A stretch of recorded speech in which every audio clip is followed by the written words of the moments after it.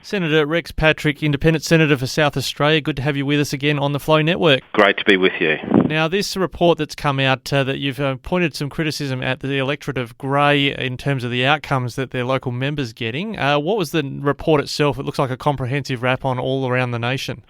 Yeah, it's a report that is carried out by the Jesuit Social Services, a university that looks at disadvantage right across Australia every year, and their report for 2021, called Dropping Off the Edge, basically highlights that South Australia, and particularly regional South Australia, up in Grey and across in Barker predominantly, there is great disadvantage, certainly compared to other areas and other states. Yeah, and I notice looking at a table that's in this report you've helpfully provided a link to, you've got Coober Pedy is the second most disadvantaged area in the state, Murray Bridge fifth, Port Augusta, Port Pirie, Renmark, all sort of a lot of them in our flow area that we cover, and that's why we thought we'd have a chat with you about it. Why is there such strong disadvantage in those places in the regional South Australia? Well, it really is hard to work out. I mean, some of this might simply be that we don't have emphasis on our regions, and I always sort of confront that when I'm talking to people in and around the regions, always concerned that a lot of the focus goes to Adelaide. But of course we note in the report there are some suburbs of Adelaide that also do come up as disadvantaged. One of the factors that I also think is a real factor is that of when you're in a safe government seat, it appears as though you don't get as much attention as other seats. So Rowan Ramsey, for example, in Grey, has been the sitting member for quite some time, sits in a seat where he had more than 50% primary votes, and he makes a lot of announcements about roads, putting bitumen down, and they are important, but there's a whole bunch of other factors to do with social scores that the area is just not getting attention. And again, the same in Barker, where we've got a safe Liberal seat, again long held. And I compare that with somewhere like Mayo, where we've got Rebecca Sharkey, who does a lot of advocacy, not afraid to stand up and say the government's not doing the right thing, and her electorate seems to fare very well in terms of the scoring. Well, I see there in the least disadvantaged locations in the state, Aldgate, Stirling's top of the list, Belair second, Blackwood third, Clarendon fifth. Seems a lot of her electorate is doing very well for themselves. Yeah, and I just think it's worth pointing out that if you're if you're living in a safe seat, perhaps think about that the next time you vote. Think about how many times the Prime Minister turned up to Mayo in the last election as the Liberal Party were trying to claw the seat back away from Ms Sharkey. And then think about how many times the Prime Minister may have visited some of these more remote locations in areas where there are safe seats. Now, you've made a pretty pointed set of comments there about Mr Ramsey in the seat of Grey. Are you considering a switch with which house you're sitting in and whether you run for the seat of Grey yourself? Well, that's an interesting question that has been put to me over the last couple of months. Interestingly, I hadn't given that any thought at all. The Liberal Party contacted me through back channels, concerned that I might be running for Grey because they were watching me and seeing that I was sort of sticking my hand up and batting for them. But in actual fact, if people looked around the state, they'd see that was the same everywhere else. So it was a seed planted by the Liberal Party. And look, so I hadn't given it any thought until Nick Xenophon stuck up his hand and said he might run for the Senate. Of course, he's my old boss. He gave me his seat. I'd find great difficulty in contesting Nick, noting that he'd handed the reins to me. In those circumstances, it would be highly likely that I would switch to Grey. But right now I'm focusing on being a senator, and I want to represent South Australians right across South Australia, whether it be in Renmark, Ceduna, Mount Gambier or Adelaide. Yeah, well, Nick Xenophon told us if he didn't get his way on that lawsuit to do with Ugg boots, he'd have a run. But if the government helped out with the court case, he wouldn't run. But he said you never say never, as all politicians will tell you. But are you ruling out running for Grey at the next federal election if Nick Xenophon doesn't run for the Senate?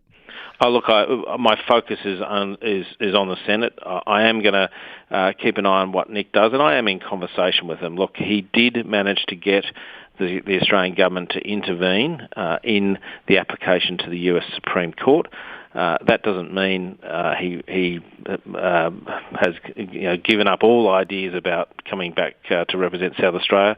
Of course, that's a matter for him, but that's really the genesis around the rumour started by the Liberal Party that I might run for Grey.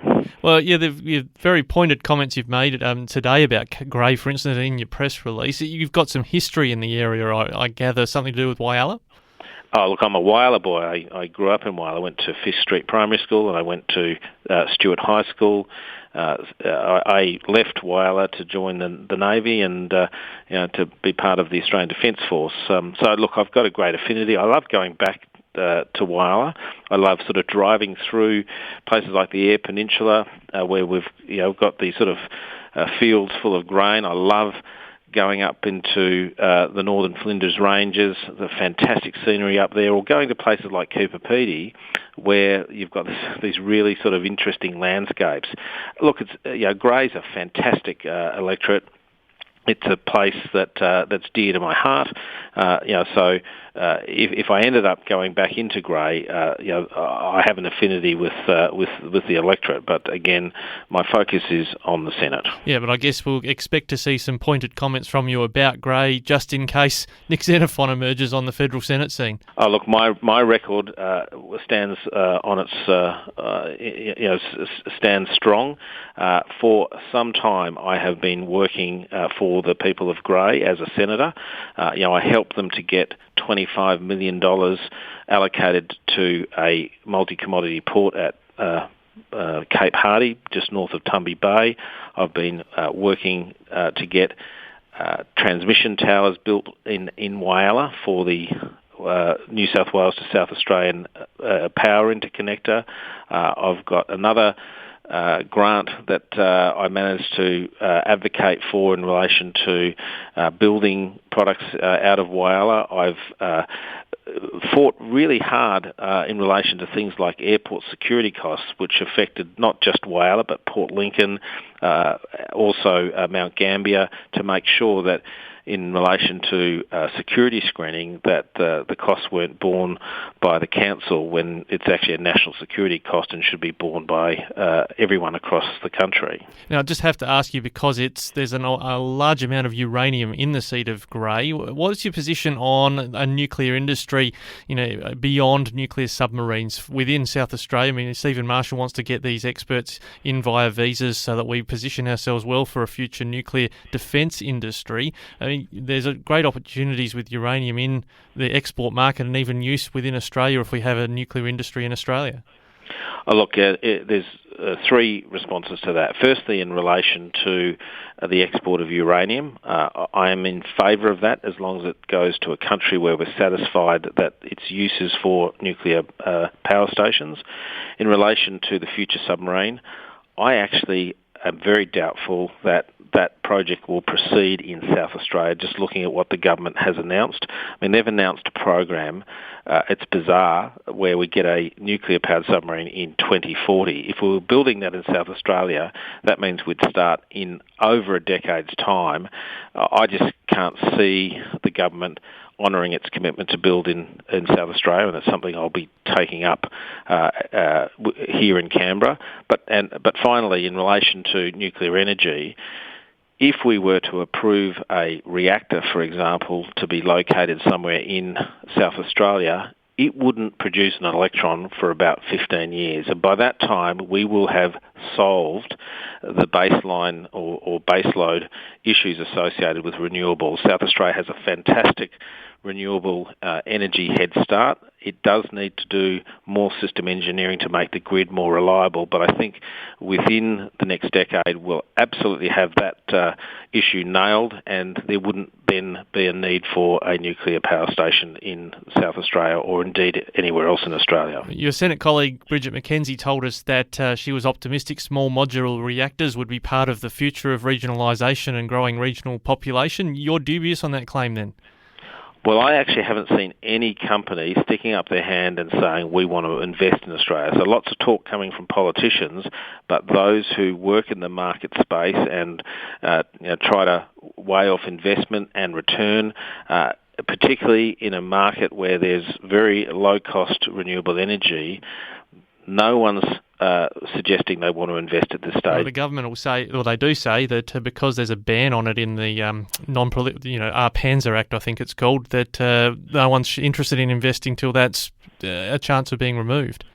Yeah, the EPBC Act has a prohibition on nuclear, but the Parliament has done inquiries into this. In the House, there's been a recent inquiry into nuclear energy and nuclear industry here in Australia, and I've read a number of the submissions, and I'm not convinced that there is a market-based case for any nuclear reactor here in Australia. Well, Rex, thank you so much for your additional time there. We went a bit over time, but appreciate you speaking with us about those things for regional South Australia. Always a pleasure.